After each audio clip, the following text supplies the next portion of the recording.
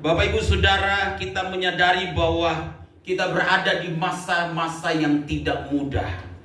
Pandemi COVID-19 yang kita lalui, kita jalani, itu memang memberikan dampak pada berbagai aspek kehidupan kita sebagai manusia. Termasuk kita, anak-anak Tuhan, kita mengalami dampak dari situasi yang sedang kita hadapi pada saat ini.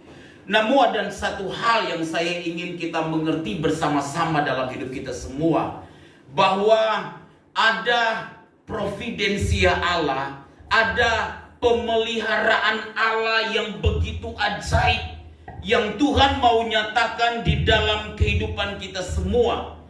Pemeliharaan Allah yang begitu ajaib yang Tuhan nyatakan dalam hidup kita semua membuat kita itu akan belajar terus mempercayai Tuhan di dalam segala sesuatu.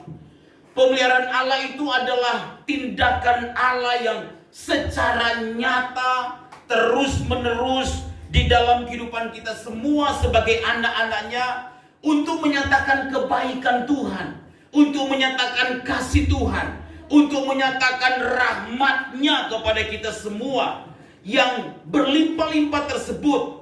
Dalam hal Tuhan menolong kita, dalam hal Tuhan membuka jalan bagi saya dan saudara, dalam hal Tuhan mencukupi setiap kebutuhan kita, menyatakan kuasa-Nya bagi saya dan saudara, sesuai dengan apa yang menjadi rencana Tuhan yang indah di dalam kehidupan kita semua. Semuanya tentunya untuk maksud tujuan dari kemuliaan Tuhan. Semuanya hanya untuk kemuliaan Tuhan. Nah, begini Bapak Ibu Saudara, kalau kita percaya pada pemeliharaan Tuhan yang begitu ajaib dalam hidup kita semua, maka kita tidak akan mudah khawatir dalam hidup ini. Kita telah melewati pandemi ini 1 tahun lebih, dan bukti Tuhan memelihara kita, kita masih bisa survive sampai hari ini. Beberapa mungkin terdampak secara ekonomi, beberapa mungkin terdampak dalam pekerjaan, dalam usaha, mungkin juga ada yang kena COVID-19. Tapi tahukah saudara bahwa pemeliharaan Tuhan bagi saya dan saudara itu akan membuat kita percaya bahwa Tuhan itu tidak pernah tinggalkan kita, saudara-saudara. Tuhan itu tidak pernah biarkan saya dan saudara. Karena itu walau kita belum melihat bagaimana Tuhan campur tangan dalam hidup kita semua, kita mesti percaya bahwa ada Tuhan bersama dengan kita. Saya ingin kita melihat satu ayat di dalam Yohanes pasal 20 ayat 29. Yohanes pasal 20 ayatnya yang ke-29. Mari kita buka Alkitab kita, Yohanes pasal 10 ayatnya yang ke-29. Saya akan membacakan ayat ini untuk kita semua. Saudara bisa menyimaknya. Yohanes pasal 20 ayatnya yang ke-29. Saudara yang siap mendengarkan firman Tuhan katakan amin. Amin. Saya baca, saudara menyimaknya. Demikian bunyi firman Tuhan. Kata Yesus kepadanya, karena engkau telah melihat aku, maka engkau percaya. Berbahagialah mereka yang kata Alkitab apa? Tidak melihat namun apa? Percaya. Hari ini saya mau bicara tentang tidak melihat namun percaya. Tetap percaya walau tidak melihat. Bapak Ibu Saudara, iman Kristen itu sangat istimewa. Istimewanya di mana? Karena Tuhan mengajar saya dan saudara, walaupun kita belum melihat, tetapi kita harus percaya. Walaupun kita menjalani hidup ini dengan berat di satu sisi, ada persoalan, ada pergumulan, ada tantangan yang harus kita lalui dalam hidup ini. Kadang kita merasa begini, saudara. Orang-orang yang dekat mungkin tidak mensupport, tidak memperhatikan, dunia tak memberikan dukungan kepada kita semua. Kita melihat pintu kadang-kala tertutup. Kita melihat perjuangan mungkin terasa berat. Kita menjalani hari-hari ini tidak mudah, apalagi di tengah situasi yang ada pada saat ini. Tapi Alkitab mengajarkan kepada kita semua, tetaplah percaya walau kita belum melihat. Tetaplah percaya walau kita menjalani hari yang tidak mudah. Tetaplah percaya ada Tuhan bersama dengan kita. Tetaplah percaya bahwa mujizat Tuhan masih berlaku. Tetaplah percaya ada pertolongan Tuhan ajaib menjadi bagian saya dan saudara. Tetaplah percaya walaupun pekerjaan kita mengalami goncangan, mengalami badai, tapi ada Tuhan yang tidak pernah tinggalkan kita. Tetaplah percaya walaupun orang-orang yang baik kadangkala duluan pergi diambil dari hidup kita, tetapi Tuhan yang baik tidak pernah tinggalkan kita. Amin, saudara. Kekristenan itu istimewa karena kita diajar oleh Tuhan untuk tetaplah percaya walau kita belum melihat. Saudara tahu Ibrani 1 ayat yang pertama berkata kepada kita begini, iman adalah dasar dari segala sesuatu yang kita harapkan dan bukti dari segala sesuatu yang belum kita lihat. Orang Kristen diajar walau belum melihat tapi harus percaya. Walau belum mendapatkan tapi harus percaya. Karena itu Tuhan mengajar kepada kita begini, berdoalah, kata Alkitab, dan percayalah bahwa kamu telah menerima, maka hal itu akan diberikan kepada kamu. Kita belum mendapatkan, kita belum menerima, tapi kita diajarkan oleh Tuhan untuk belajar percaya. Amin, saudara.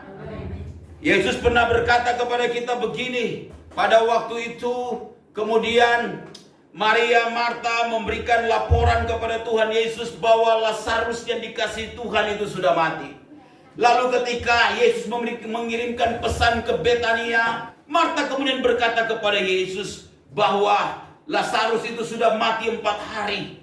Kenapa dia akan berkunjung ke kuburan Lazarus? Dan itu sudah bau pasti. Tapi kemudian Tuhan berkata, jikalau kamu percaya, maka kamu akan melihat kemuliaannya. Jikalau kamu percaya, kamu akan melihat kemuliaannya.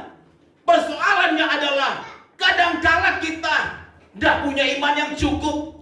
Kadangkala kita tidak punya percaya yang kuat untuk belajar mempercayai bahwa Tuhan itu tak pernah tinggalkan kita. Bahwa ada jalan yang Tuhan bukakan dalam hidup saya dan saudara.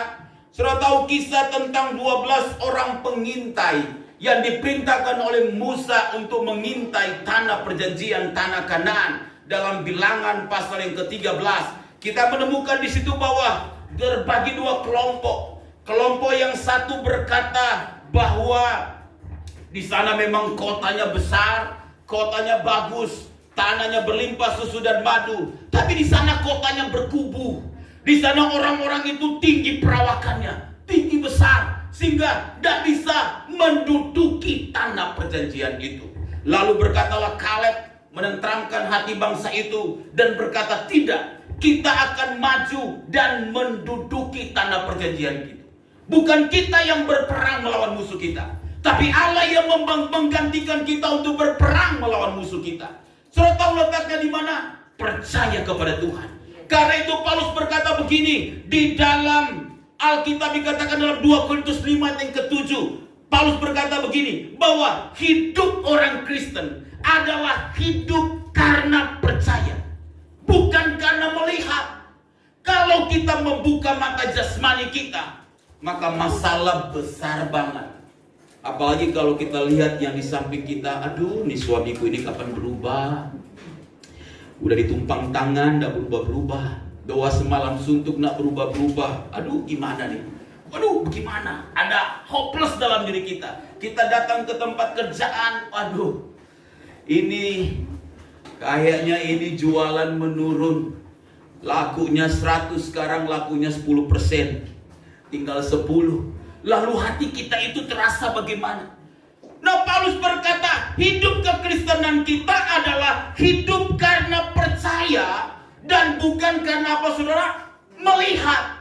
Kalau kita buka mata jasmani kita, yang kita lihat masalah yang besar, yang kita lihat suami kita tidak benar, istri kita yang cerewet, anak-anak yang susah diatur, yang kita lihat bos kita yang nggak mau ngerti tentang kita sebagai stafnya, sebagai karyawannya, orang-orang yang ingin menang sendiri, kita kecewa, kita sakit hati, kita terbawa dalam mimpi, sehingga mimpi kita bukan disakiti di pekerjaan, di mimpi kita juga kita disakiti.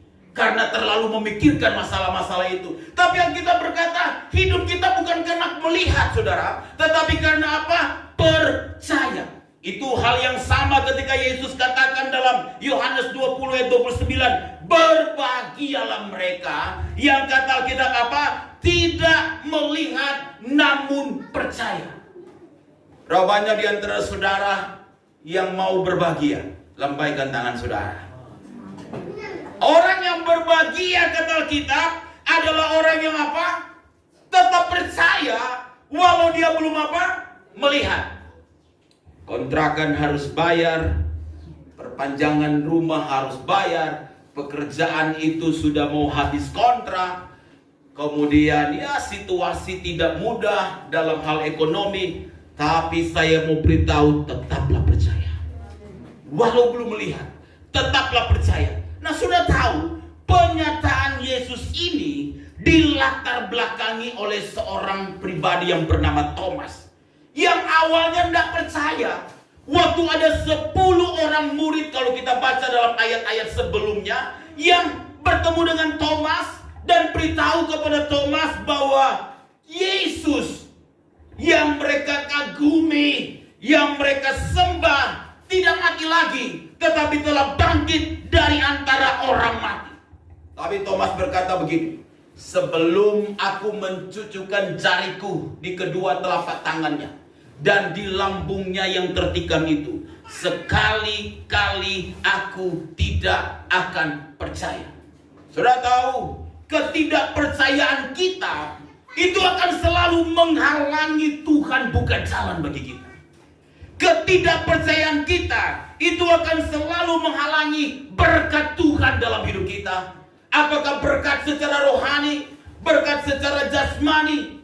Karena kita nggak percaya, kadangkala itu menjadi penghalang untuk pintu Tuhan bukakan bagi saya dan saudara. Karena itu saya mau beritahu kepada kita, jangan ada seorang pun yang tidak percaya kalau Tuhan bisa lakukan hal yang baik dalam hidup kita. Pertanyaannya begini, kenapa sih Thomas tidak percaya pada saat itu?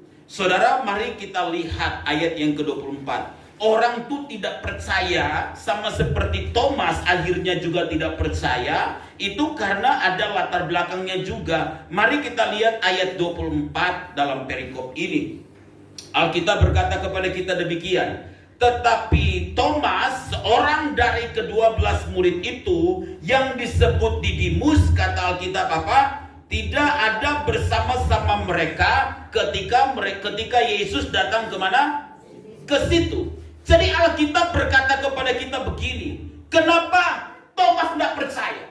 Dan banyak orang Kristen imannya tidak bertumbuh. Mirip juga dengan Thomas yang tidak percaya. Sudah tahu kenapa Thomas tidak percaya? Karena kata Alkitab, Thomas itu tidak hadir waktu Yesus menampakkan diri kepada 10 orang murid yang lain.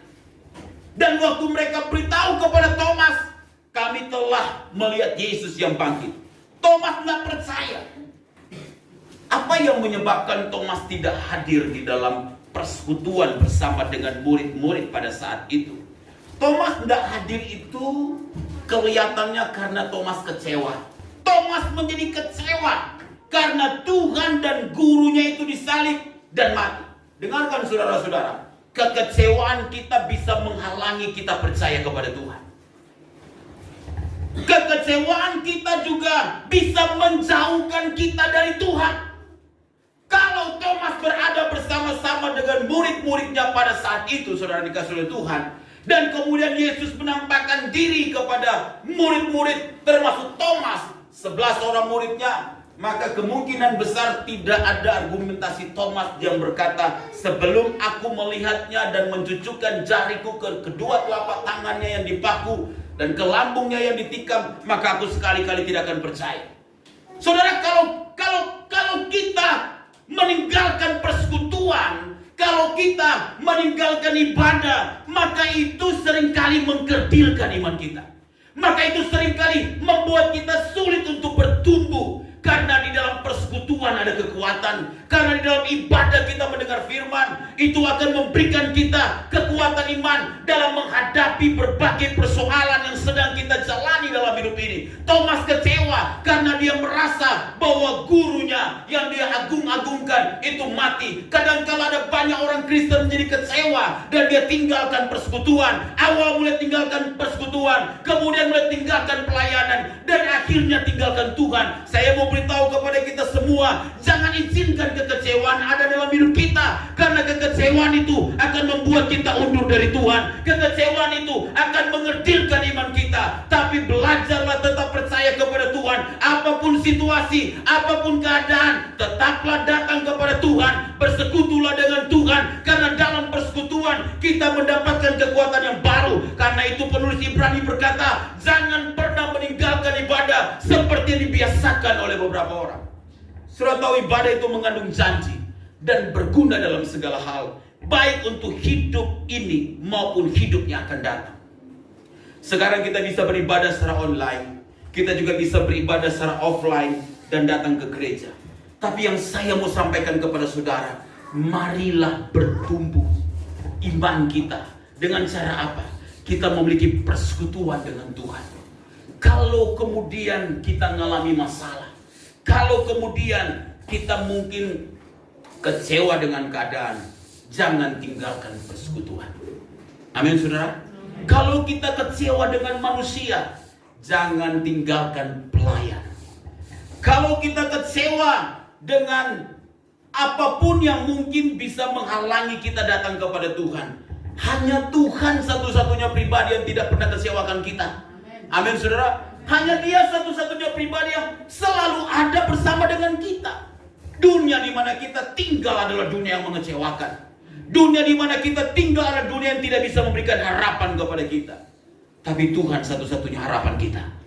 Dialah yang akan senantiasa menopang kita sekalian. Yang percaya katakan amin. Saudara, lihat yang kedua. Kenapa Thomas tidak percaya? Dan kadangkala ini juga yang membuat banyak orang Kristen menjadi tidak percaya. Yang pertama tadi karena Thomas meninggalkan persekutuan dengan berbagai alasan mungkin yang ada. Semestinya gereja Tuhan, orang percaya, kita harus tetap bersekutu dengan Tuhan apapun keadaannya, apapun situasinya. Yang kedua karena Thomas itu adalah seorang yang skeptis. Saudara lihat ayat yang ke-25, seorang yang peragu.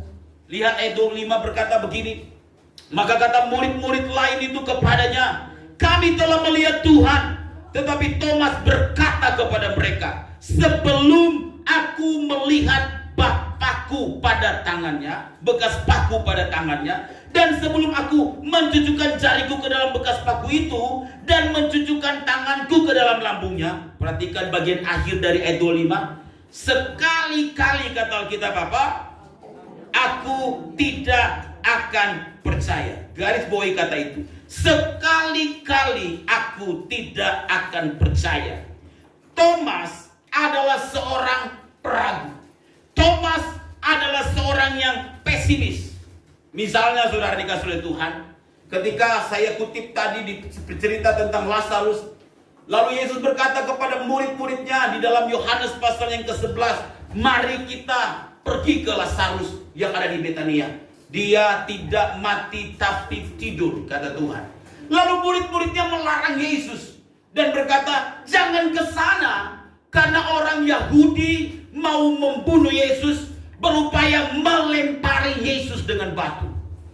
Lalu Thomas, yang orang yang skeptis tadi, termasuk kemudian dia menjadi orang yang pesimis. Kalau saudara lihat ayat yang ke-16 dari Yohanes pasal yang ke-11, Thomas berkata begini dalam ayat 16 dari Yohanes pasal yang ke-11. Marilah kita pergi dan mati bersama-sama dengan Dia. Jadi waktu Yesus berkata, kita akan ke Betania dan menjenguk Lazarus, lalu murid-murid lain berkata, jangan pergi dong guru. Kan kemarin baru mau dilemparin orang dengan batu.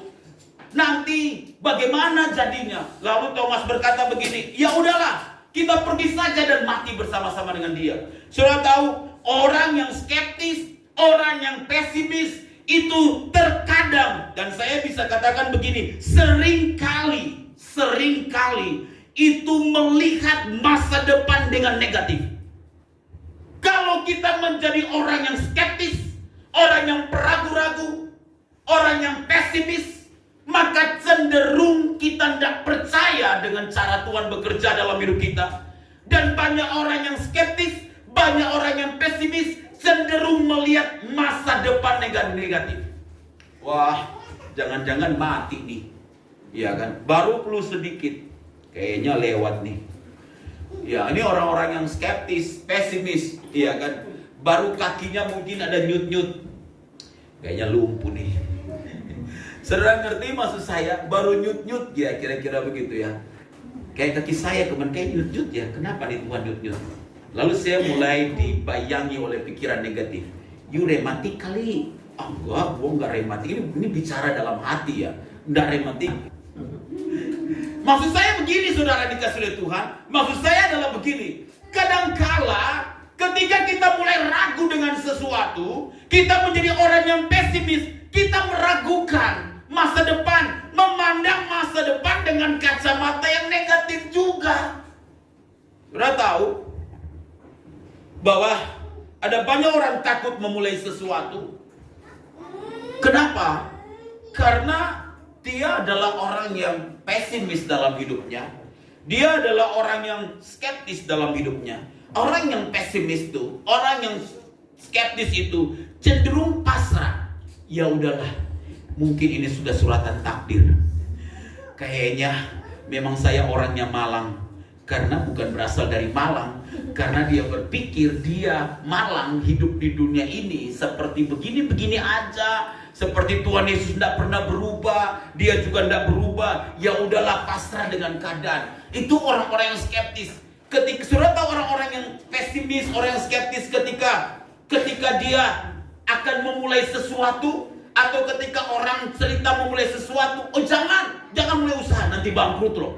Belum mulai aja udah bilang bangkrut. Gimana tuh? Sudah ngerti maksudnya? Ini kan pesimis. Mari kita buka cabang di satu, kita buka satu. Jangan, cabang satu aja rugi. Mau buka satu lagi tambah rugi. Kira-kira begitu.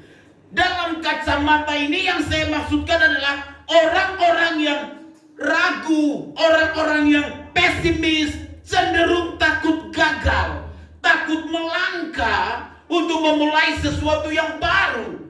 Kita harus belajar percaya bahwa Tuhan kontrol segala sesuatu. Tuhan pegang kendali segala sesuatu. Belajarlah percaya kepada Tuhan bahwa selalu ada jalan yang Tuhan akan bukakan bagi kita. Belajarlah percaya kepada Tuhan bahwa kalau kita melangkah bersama dengan Tuhan, maka kita akan melihat bahwa apa yang kita sudah mulai bersama dengan Tuhan, kita menjalaninya bersama dengan Tuhan. Tuhan tidak pernah tinggalkan kita.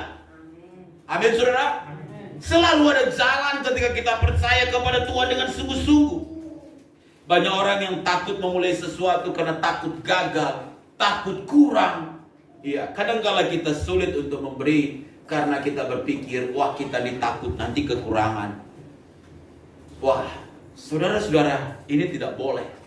Hari ini di ibadah raya ini, saudara, saya sampaikan juga pengumuman nanti berarti ini kepada kita, bahwa nanti persembahan kita yang kedua, persembahan kita yang pertama berarti untuk kas gereja. Persembahan kita yang kedua nanti kita akan donasikan secara khusus untuk rekan-rekan saudara-saudara kita di NTT yang sedang mengalami bencana. Nah, saudara bisa mempersiapkan persembahan di persembahan kita yang kedua ini. Berilah yang terbaik untuk Tuhan, untuk kita membantu saudara-saudara kita yang di NTT. Kita akan berikan lewat gereja kita untuk memberikan kepada gereja yang ada di sana, gereja GSKI yang ada di NTT, untuk kemudian menyalurkan bantuan itu kepada mereka. Saudara, kita jangan takut berkekurangan ketika kita memberi. Amin, saudara. Kita nggak boleh jadi orang yang pesimis dan berpikir, kalau saya punya 10.000, lalu saya beri 1.000, kurang dong 9.000. Sudah tahu matematika Kristen itu berbeda dengan matematika dunia yang diajarkan para profesor-profesor. 1 tambah 1 2, 2 kurang 1 jadi 1. Tapi tidak. Ya, Yesus memberi makan 5.000 orang hanya dengan 2 ikan dan 5 roti. Bukan berkurang, tetapi justru apa? Bertambah. Nah, saudara, memang begitu cara kerja Tuhan. Waktu kita memberi untuk Tuhan, jangan takut berkekurangan. Amin, saudara. Beri untuk Tuhan dan Dia bertanggung jawab. Bukan supaya nanti juga, Pak Pendeta, kalau saya beri 1 saya dapat 2. Nanti kalau saya beri 100 saya dapat 1000. Jangan gitu juga. Itu namanya main judi dengan Tuhan. Saudara ngerti? Main judi dengan Tuhan. Tanam 1 katanya dapat 10, tanam 10 dapat 100. Tuhan itu bukan penjudi. Amin. Kita memberi karena kita mengasihi Tuhan. Dan kita percaya orang yang mengasihi Tuhan dipelihara oleh Tuhan. Amin, saudara. Karena itu jangan takut memulai sesuatu yang baru. Jangan takut memberi. Termasuk saya menemukan ada banyak anak muda yang takut pacaran. Kenapa yuk takut menerima dia sebagai pacarmu? Semua pria pembohong, Pak. Sembarangan. Pria-pria di GSK Yehuda Bekasi bukan model seperti ini. Amin. Kayaknya nih nggak setuju. Apa saudara korban atau pelaku? Saya ulangi. Pria-pria di gereja kita itu jujur. Amin, saudara. Ya, mereka orang yang menghormati wanita, memperlakukan wanita secara terhormat. Yang pria-pria angkat tangan. Jangan yang tengah-tengah angkat tangan. Hanya pria saja. Saudara tahu orang kadang-kala takut memulai hubungan karena dia pernah kecewa dengan orang lain. Lalu kekecewaan itu menghalangi dia untuk memulai sesuatu yang baru. Karena itu anak muda, kalau kemudian membangun hubungan, berdoa. Percayalah bahwa Tuhan beri yang terbaik. Sesudah berdoa, buka mata. Jangan dulu buka hati. Buka mata. Lihat nih orang yang bertanggung jawab atau kagak. Jangan hati dulu yang dibuka. Mata dulu buka lebar-lebar. Ya kan, lihat dia dengan jelas. Hidungnya mancung kemana, keluar ke dalam, misalnya begitu ya. Itu bukan mutlak. Tetapi yang saya maksudkan adalah perhatikan apakah dia orang yang bertanggung jawab. Baru hati kita akan terbuka. Amin. Nah, sudah tahu Thomas itu orang yang tidak percaya. Kenapa? Karena alasan yang ketiga, Thomas itu keras kepala. Saudara lihat ayat yang ke-25 ya, bagian akhir tadi yang saya sudah baca. Ketika kita berkata, sekali-kali aku tidak akan apa? Percaya. Saudara bisa bayangkan ya, pada waktu Yesus menampakkan diri kepada murid-muridnya, pintu-pintunya kan terkunci ya saudara. Karena mereka takut kepada orang Yahudi. Lalu tiba-tiba Yesus hadir dan menampakkan diri kepada mereka. Yaitu kepada 10 orang murid, minus Thomas. Lalu ketika Yesus tidak ada di situ, Thomas tiba-tiba muncul. Dan kemudian murid-murid berkata, "Hei, Bro Thomas, kami telah lihat Tuhan." Anda mungkin. Yang satu juga bilang, mungkin Petrus, ini saya memvisualisasikan kepada kita. Petrus mungkin berkata, "Benar loh bro." Ini kalau orang milenial kan. "Kami telah melihat Tuhan." Anda mungkin. Lalu mungkin Yohanes juga bilang, tepuk pundaknya, "Benar loh, Tuhan nampakkan diri." Thomas bilang, "Nggak mungkin. Sebelum aku mencucukkan jariku kepada kedua telapak tangannya dan tanganku ke lambungnya, sekali-kali aku tidak akan percaya." Ini Thomas ini keras kepala. Baca berapa banyak orang Kristen yang modelnya kayak Thomas. Udah berkali-kali Tuhan menyatakan dirinya, masih tidak percaya. Tuhan bisa tolong gak sih? Tuhan bisa buka jalan gak sih? Tuhan bisa beri yang terbaik gak sih?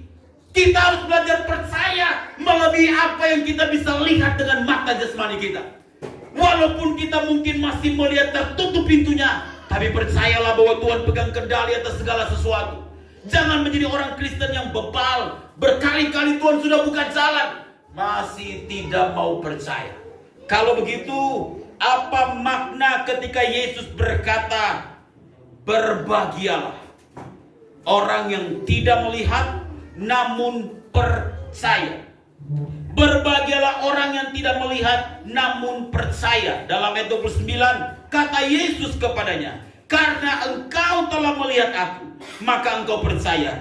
Berbahagialah mereka yang kata Alkitab apa? Tidak melihat namun apa? Percaya. Kalau begitu apa maknanya ketika Yesus berkata, berbahagialah mereka yang tidak melihat namun percaya? Yang pertama maknanya begini saudara, jangan selalu minta bukti. Itu pertama. Percaya saja kepada Tuhan. Karena banyak orang Kristen ini model Thomas. Ya, pingin minta bukti, pingin minta ada jalan keluar dulu, pingin minta Tuhan buka jalan terlebih dahulu, baru kemudian percaya. Jangan menjadi orang Kristen yang cengeng. Ya, kalau belum terjawab doanya, ya Tuhan, masihkah ada harapan? Masihkah ada jalan? Ya Tuhan, masihkah ada pintu? Kalau Tuhan belum jawab doa kita, tetap percaya. Kalau Tuhan belum buka jalan, tetap percaya. Walaupun kita belum melihat. Amin saudara. Walaupun saudara mungkin mengalami hari-hari yang tak mudah, ya udah, easy going. Jalani aja dengan penuh sukacita. Ya, kalau toh dalam hal kita misalnya menjalani tantangan yang begitu berat, anggaplah itu salib yang harus kita pikul. Jalani saja, pikul saja salib itu. Jalani dengan sukacita, tapi percaya pada akhirnya Tuhan akan sediakan yang terbaik dalam hidup kita sekalian. Amin saudara. Kenapa? Karena Thomas ini minta bukti. Jadi Tuhan mengatakan bukan salah. Ini bukan salah. Karena kalau saudara lihat ayat yang ke-29, kata Yesus kepadanya, karena engkau telah melihat aku, maka engkau percaya. Ini tidak salah. Jadi Tuhan juga akhirnya menampakkan diri kepada Thomas, lalu Thomas percaya. Jadi bukan minta bukti itu salah. Bukan itu yang saya maksudkan. Kita bisa minta bukti dari Tuhan, karena itu adalah cara Tuhan untuk menolong kita. Tapi yang saya maksudkan begini, jangan dikit-dikit minta bukti. Karena level iman yang paling tinggi adalah bukan karena Tuhan menjawab doa kita dan kita bisa melihat dengan mata jasmani, tetapi walau kita tidak melihat, kita percaya. Itu maksudnya. Level iman kita adalah bukan karena Tuhan membuktikan dia berkuasa. Tuhan tidak perlu membuktikan kadang-kala dia berkuasa, tapi dia berkuasa dalam hidup kita. Kalau kita belum mengalami apa yang kita rindukan, tetap percaya. Jangan tinggalkan Tuhan.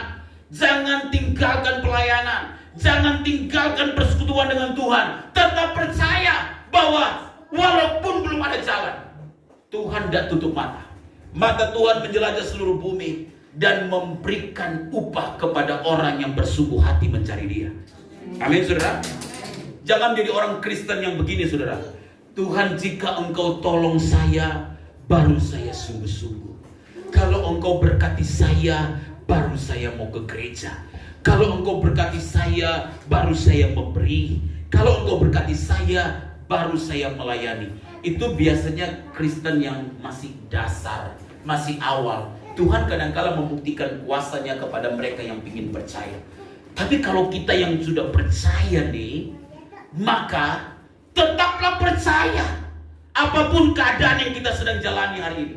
Karena di dalam percaya itu kita meyakini ada tangan Tuhan yang penuh kuasa yang akan terulur bagi kita, dan kita dipegang oleh tangan Tuhan yang penuh kuasa sehingga kita bisa melewati semua badai bersama dengan Tuhan. Amin. Yang kedua, kalau begitu apa makna ketika Yesus berkata, berbahagialah mereka yang tidak melihat namun percaya? Yang kedua, waktu Yesus berkata, berbahagialah mereka yang tidak melihat namun percaya, begini maknanya saudara. Tujuan Tuhan memberikan bukti itu adalah supaya kita mengakui dia adalah Tuhan. Nah, kalau kita lihat kepada Thomas, lalu kemudian Tuhan menampakkan diri kepada Thomas dan menjawab harapan Thomas, sebelum aku mencucukkan jariku di kedua telapak tangannya dan memasukkan tanganku ke lambungnya, sekali-kali aku tidak akan percaya. Maka kemudian Tuhan menampakkan diri kepada Thomas. Lalu kemudian saudara tahu bagaimana reaksi Thomas. Thomas tuh di ayat 27 berkata begini saudara. Lihat ayat 27 ya. Ayat 27 dikatakan begini. Kemudian dia berkata kepada Thomas, taruhlah jarimu di sini dan lihatlah tanganku. Ulurkanlah tanganmu dan cucukkanlah ke dalam lambungku. Dan jangan engkau tidak percaya lagi, melainkan percaya. Lalu lihat respon Thomas. Ya Tuhanku dan apa? Allahku, dalam ayat yang ke-28. Pertanyaannya begini. Waktu Yesus meminta kepada Thomas, nih telapak tanganku, nih lambungku, coba taruh jarimu. Thomas tidak melakukannya. Benar saudara? Ayat ini tidak mengatakan kemudian Thomas datang lalu lihat, benar gak ya? Gak gitu ya? Ini lalu lambung benar gak di Yesus? Thomas tidak melakukan itu. Tapi respon Thomas adalah, ya Tuhanku dan Allahku. Dengarkan saudara, Tuhan sanggup melakukan mujizat bagi saya dan saudara. Tuhan sanggup membuka jalan bagi saya dan saudara. Tetapi tujuan Tuhan itu bukan kepada jalan yang terbuka itu, bukan kepada pertolongan yang ajaib semata-mata, bukan kepada mujizat karena tangan Tuhan terulur secara langsung dan membuka jalan bagi saya dan saudara. Tapi tujuan Tuhan ketika menolong kita, memelihara kita, membuka jalan, melakukan mujizat bagi kita adalah supaya kita percaya kepada Tuhan. Dan jangan tidak percaya lagi kepada Tuhan. Amin saudara. Amin. Lalu kalau toh dalam pengalaman perjalanan kita bersama dengan Tuhan, kita belum melihat ada pertolongan Tuhan yang sama seperti pada waktu-waktu sebelumnya, tetap percaya walau belum melihat. Kalau Tuhan bisa menolong kita di masa lalu, maka Tuhan bisa menolong kita di masa kini. Kalau Tuhan bisa buka pintu bagi orang yang lain, maka Tuhan juga sanggup buka pintu itu bagi saya dan saudara.